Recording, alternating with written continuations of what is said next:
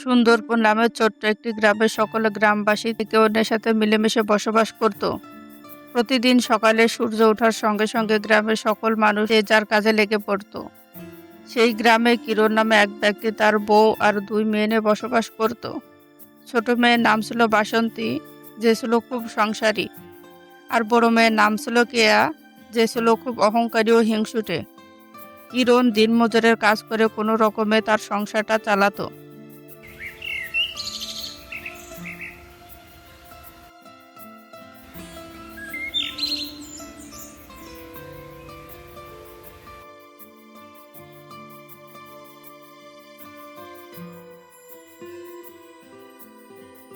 মা, আজ দুপুরে কি রান্না করব? কি আর রান্না করবি মা? গরিবের ঘরে রান্না করার মতো কি বা আর আছে? বাগান থেকে কটা কচু শাক তুলে রান্না কর। ঠিক আছে মা, আমি এখনই রান্না করতে যাচ্ছি।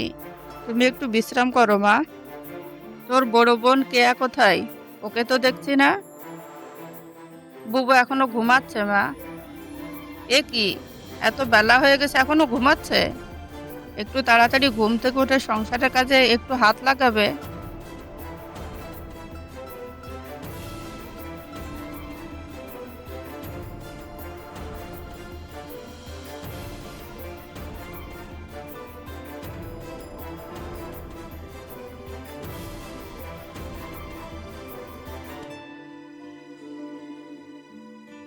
কিরে বাসন্তী, কি রান্না করছিস বল তো শুনি। আজও কি কচু শাক?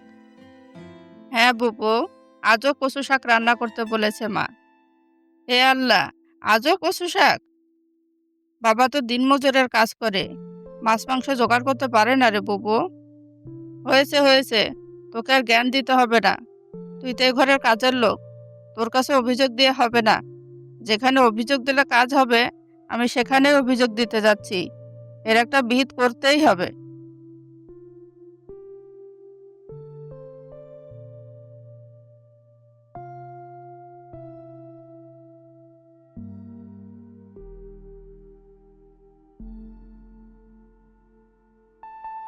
মা, ও মা, তুমি বাবাকে একটু বলতে পারো না একটু মাছ মাংস আনতে?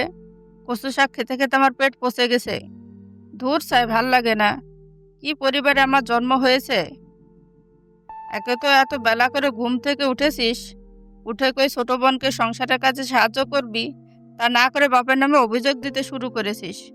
তোর বাপ সামান্য দিনমজুরের কাজ করে, সেটা কি তোকে বারবার মনে করিয়ে দিতে হবে?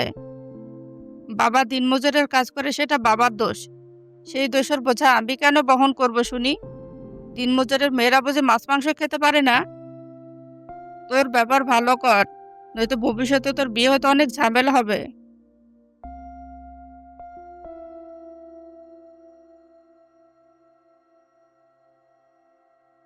কেয়া কোথায়? কেয়াকে দেখছি না যে। মহারানী কচু শাক দিয়ে ভাত খাবে না, তাই রাগ করে আছে। কি বলছো তুমি? আমি তো কিছুই বুঝতে পারছি না। বাবা, বুবু রাগ করে ঘরে বসে আছে, কচু শাক দিয়ে ভাত খাবে না, তার মাংস ভাত লাগবে। কেয়া, কেয়া মা, খেতে আয় মা। আয় না রে মা, রাগ করে থাকিস না মা। ওকে ডেকে লাভ নেই, তুমি খেয়ে নাও। তোমার মেয়ে খুব জেদি হয়েছে। আমাকে মাংস ভাত না দিলে আমি খাবো না বাবা।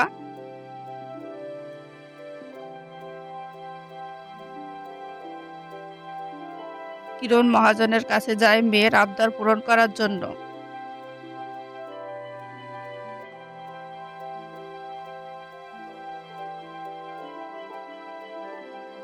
মহাজন সাহেব, আমার বেতনের টাকাটা আগাম দিবেন? আমার খুব দরকার। আমার বড় মেয়েটা মাংস ভাত খাবার আবদার করেছে। যদি টাকাটা দিতেন তবে খুব উপকার হতো মহাজন। আপনি ছাড়া আর কেই বা আছে গরিবের? আচ্ছা ঠিক আছে, কেঁদো না কেঁদো না। আমার আবার দয়ার শরীর, কারো কান্না দেখতে পারি না। তবে একটা শর্ত আছে। কি শর্ত মহাজন? আমার সাথে যদি তোমার ছোট মেয়ের বিয়ে দাও, তবে আমি তোমাকে অনেক টাকা দিব। আমি রাজি আছি মহাজন সাহেব।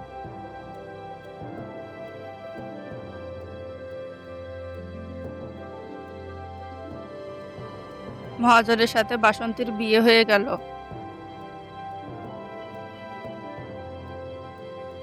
তোমরা আমার আপনজন হয়ে কিভাবে আমার এত বড় ক্ষতি করলে? আমি বড়, আমার বিয়ে না দিয়ে তোমরা তোমাদের ছোট মেয়ের বিয়ে দিলে।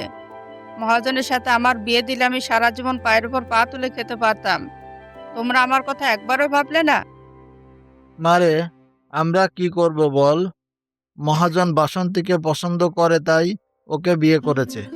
এখানে আমাদের কি করার আছে বল মা? মারে, আমরা দেখে শুনে তোর একটা ধনী পরিবারের ছেলের সাথে বিয়ে দিব। তোর ব্যবহারটা একটু ভালো কর মা।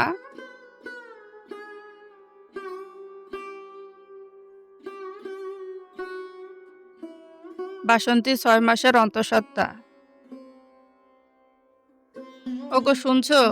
এই অবস্থা আমার একা থাকতে ভালো লাগে না। পরিবারের কেউ পাশে থাকলে ভালো লাগতো। বুবুকে একটু নিয়ে আসি না? দয়া করে অনুমতি দাও। তুমি আমাকে এত বড় সুসংবাদ দিয়েছো, তোমার এইটুকু আবদার স্বামী হিসেবে আমার রাখতেই হবে। যাকে মন চাই নিয়ে আসো। ঠিক আছে কেমন? ঠিক আছে, আমি বুবুকে নিয়ে আসার ব্যবস্থা করছি।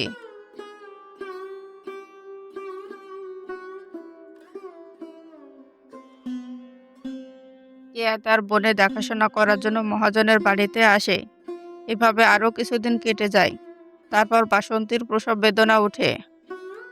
একটু কষ্ট কর বোন, আমি জানি তুই পারবি। অবশেষে অনেক কষ্টের পর বাসন্তী একটি কন্যা সন্তানের জন্ম দেয়। কি সুন্দর মহাজনের বউ হয়ে ফুটফুটে কন্যা সন্তানের জন্ম দিয়ে নাক ডেকে ঘুমাচ্ছি। তোর এই সুখের সংসার আমি ভেঙেই ছাড়বো। এই কথা বলে কেয়া বাসন্তের কন্যাকে এনে নদীর পানিতে একটি ভেলায় ভাসিয়ে দেয়। আর ছোট্ট বাচ্চাটি নদীর পানিতে ভেসে যেতে থাকে। যা যা, বেশি দূরে, যেখানে খুশি সেখানে যা।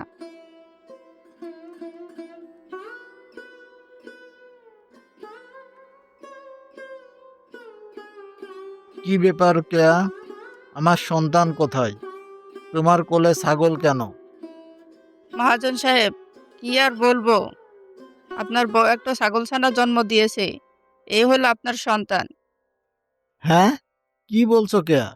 তোমার মাথা কি নষ্ট হয়ে গিয়েছে? মহাজনের ঘরে ছাগলছানা জন্ম নিয়েছে? এটাই বাস্তব মহাজন সাহেব। নিশ্চয় বাসন্তের পাপের ফল এটা। হাই খোদা, এ আমার কি সর্বনাশ হলো! লোকেরা জানাজানি হলে আমার মান সম্মান সব চলে যাবে। এক্ষুনি এই ছাগলছানাকে আমার চোখের সামনে থেকে সরাও। এসব কি বলছো তুমি? তোমার কি মাথা খারাপ হয়ে গিয়েছে? আমার মতো একজন সুস্থ মানুষ কিভাবে ছাগলছানা জন্ম দিতে পারে? আমার মাথা খারাপ হয়েছে মানে? চোখের সামনে আমি ছাগলছানাকে দেখেছি। তোমার মতো অভিশপ্ত মেয়েকে বিয়ে করাই আমার ভুল ছিল।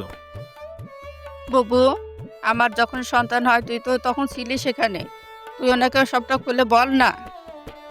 আমি তোর কষ্টটা বুঝছি বোন, কিন্তু কি আর করার, এটাই যে বাস্তব কথা। তুই একটা ছাগলছানা জন্ম দিয়েছিস। তুমি বেরিয়ে যাও আমার বাড়ি থেকে। এরপর বাসন্তী তার বাবার বাড়ি চলে যায়। গিয়ে বাসন্ত অঝরে কাঁদতে থাকে। আমার সব শেষ হয়ে গেল বাবা। মারে, তুই কান্নাকাটি করিস না। মানুষের পেটে ছাগলছানার জন্ম নেয়, এ কথা তো কোনোদিন শুনিনি। আমার মনে হচ্ছে নিশ্চয় কোনো ষড়যন্ত্র হয়েছে।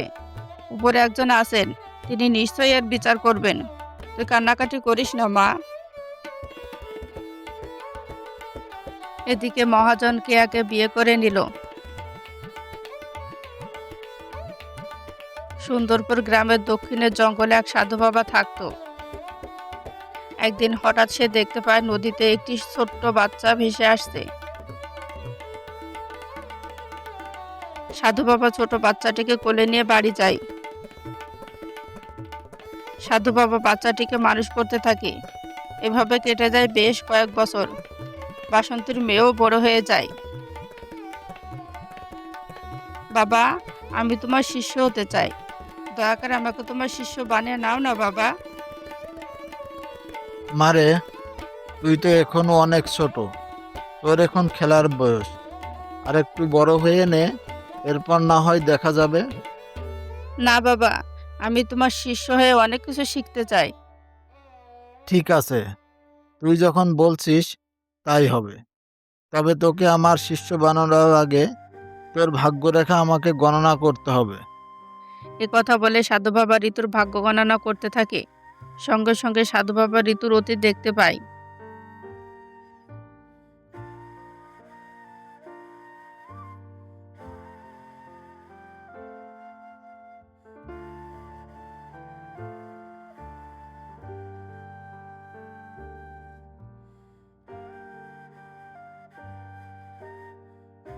মারে, তুই সাধারণ কোনো বংশের মেয়ে না। বাবা কি বলছো? আমি কিছু বুঝতে পারছি না, আমাকে সব খুলে বলো।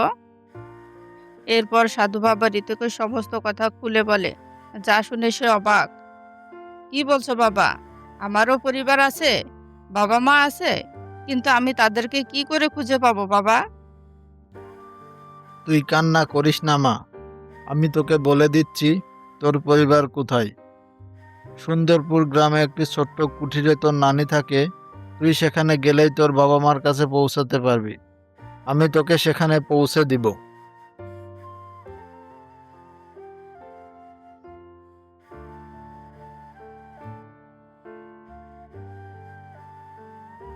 আরে কে তুই? এরপর ঋতু তার নানির কাছে সব ঘটনা খুলে বলল। যা শুনে ঋতু নানি চমকে যায়। ওরে আমার নানু ভাই, তুই আমার বাসন্তের হারিয়ে যাওয়া মেয়ে, অবশেষে তুই ফিরে এলি। তোর শোকে যে তোর মা পাগল প্রায়। এত বছর পর ফিরে এসেও তুই যে বাবার ভালোবাসা পাবি না। নানি, তুমি একদম চিন্তা করো না, আমাকে তুমি আমার বাবার কাছে নিয়ে চলো।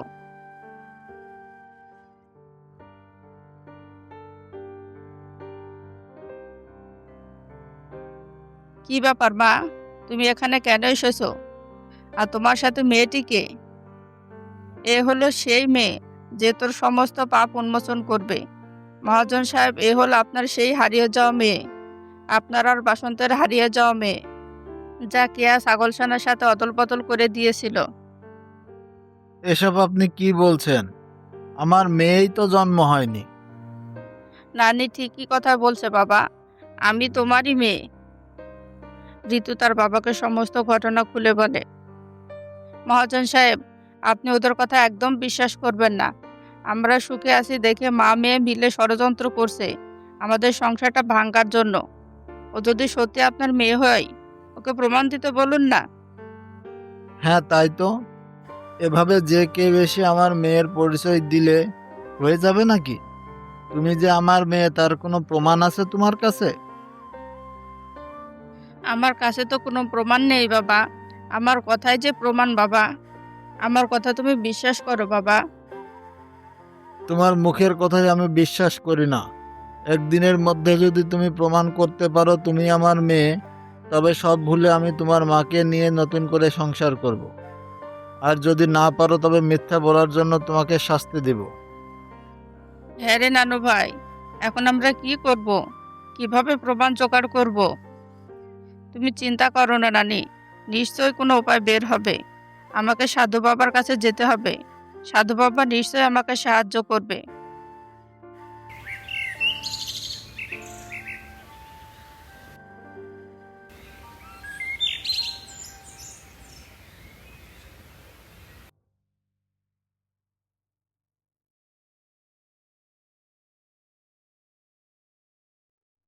কিরে মা, তুই আবার কেন এলি এখানে? তোর কি কোনো বিপদ হয়েছে? এরপর ঋতু সাধু বাবার কাছে সব ঘটনা খুলে বলল। এই জাদুর পাথরটা নে, এটি তোর বাবার কপালে স্পর্শ করবি, দেখবি তোর বাবা সব অতীত দেখতে পাবে।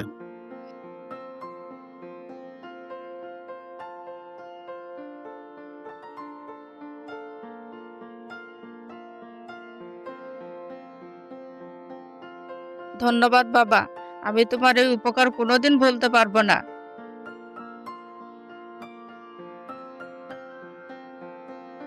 কি, কোনো প্রমাণ জোগাড় করতে পেরেছো? হ্যাঁ বাবা, এই পাথরটা তোমার কপালে ঠেকালে তুমি সব দেখতে পাবে। এরপর ঋতু সেই পাথরটি তার বাবার কপালে স্পর্শ করলে মহাজন সমস্ত অতীত দেখতে পায় আর চমকে যায়।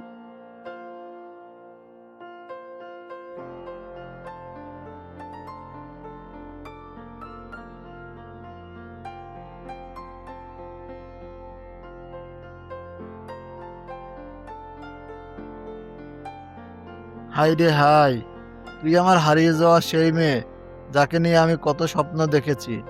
কেয়ার ছলনায় আমি তোর মাকে বাড়ি থেকে বের করে দিয়েছি। আমার বস্ত বড় ভুল হয়ে গেছে রে মা, আমাকে ক্ষমা করে দে মা।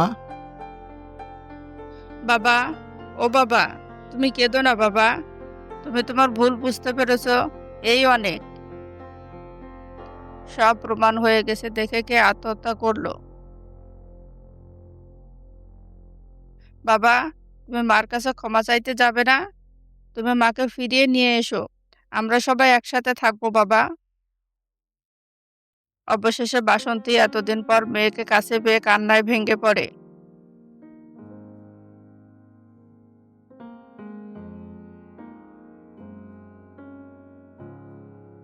বাসন্তী, তুমি আমাকে ক্ষমা করে দিও। এক ছলনাময়ীর ফাঁদে পড়ে আমি তোমাকে দূরে সরিয়ে রেখেছি। চলো সব ভুলে আমরা একসাথে বসবাস করি। আপনার মতো জঘন্য মানুষের সাথে আবার একসাথে থাকবো, সেটা আপনি ভাবলেন কি করে? আপনি আমার পাশে থাকলে হয়তো অনেক আগেই আমাদের মেয়েকে আমরা খুঁজে পেতাম। আপনাকে আমি ঘেন্না করি। ও মা, এত বছর পর আমি অনেক স্বপ্ন নিয়ে এসেছি, আমরা একসাথে থাকবো তাই। আমি তোমাদের দুজনের সাথেই থাকতে চাই মা। বাবা ভুল করেছে, বাবাকে ক্ষমা করে দাও মা। বউ, আমি ক্ষমার অযোগ্য, তাও বলছি আমাকে ক্ষমা করে দাও তুমি। আমাদের মেয়ের মুখের দিকে তাকিয়ে তুমি আমাদের সংসারে ফিরে আসো। আমাকে তুমি এবারের জন্য ক্ষমা করে দাও। ঠিক আছে, একসাথে থাকলে যদি আমার মেয়ে খুশি হয়, তবে আমি যাব আপনার বাড়ি। তবে একটা কথা মনে রাখবেন মহাজন সাহেব, কখনো তৃতীয় কোনো ব্যক্তির কথায় নিজের বউকে অবিশ্বাস করবেন না। একজন স্ত্রী তার স্বামীর সবচাইতে বেশি ভালো চায়।